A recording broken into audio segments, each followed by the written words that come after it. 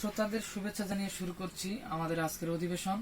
অনুষ্ঠান প্রচারিত হচ্ছে FM 98.0 মেগাহার্জে। অধিবেশন ঘোষণায় রয়েছি আমি মোহাম্মদ রবিল ইসলাম। কমিউনিটি রেডিও ঠাকুরগাঁও উপপরিচালকের কার্যালয়, কৃষি সম্প্রসারণ অধিদপ্তর ঠাকুরগাঁও হতে সরাসরি সম্প্রচার হচ্ছে।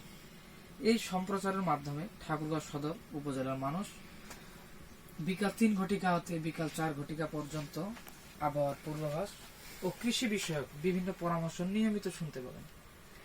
শ্রোতাবৃন্দ, শুরুতেই থাকছে আমাদের আগামীকালকের আবহাওয়ার পূর্বাভাস।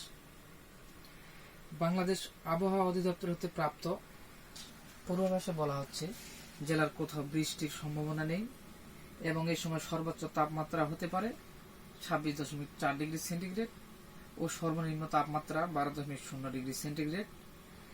বাতাসের গতিবেগ হতে পারে প্রতি ঘন্টায় 7 কিলোমিটার এবং বাতাস প্রবাহিত হবে উত্তর থেকে উত্তর পূর্ব দিকে। আগামীকাল আকাশ পরিষ্কার থাকবে বলে ধারণা করা যাচ্ছে। কমিউনিটি রেডিও ঠাকুরগাঁও স্টুডিওতে এই মুহূর্তে উপস্থিত রয়েছেন কৃষি সম্প্রসারণ অফিসার ঠাকুরগাঁও সদর ঠাকুরগাঁও কৃষিবিদ জনাব মানস কুমার রায় মহোদয়। চলুন আমরা আজকের অতিথির কাছ থেকে বোরো ধানের বীজতলা তৈরি ও পরিচর্যা সম্পর্কে আলোচনা শুনি। পূর্বাভাসে বলা হচ্ছে জেলার কোথাও বৃষ্টির সম্ভাবনা নেই এবং এই সময় সর্বোচ্চ তাপমাত্রা হতে পারে 26.4 ডিগ্রি সেন্টিগ্রেড ও সর্বনিম্ন তাপমাত্রা 12.0 ডিগ্রি সেন্টিগ্রেড।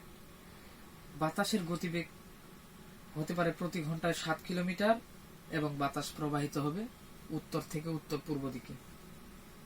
আগামীকাল আকাশ পরিষ্কার থাকবে বলে ধারণা করা যাচ্ছে। কমিউনিটি রেডিও ঠাকুরগাঁও স্টুডিওতে এই মুহূর্তে উপস্থিত রয়েছেন কৃষি সম্প্রসারণ অফিসার ঠাকুরগাঁও সদর ঠাকুরগাঁও কৃষিবিদ জনাব মানস কুমার রায় মহোদয়। চলুন আমরা আজকের অতিথির কাছ থেকে বোরো ধানের বীজতলা তৈরি ও পরিচর্যা সম্পর্কে আলোচনা শুনি।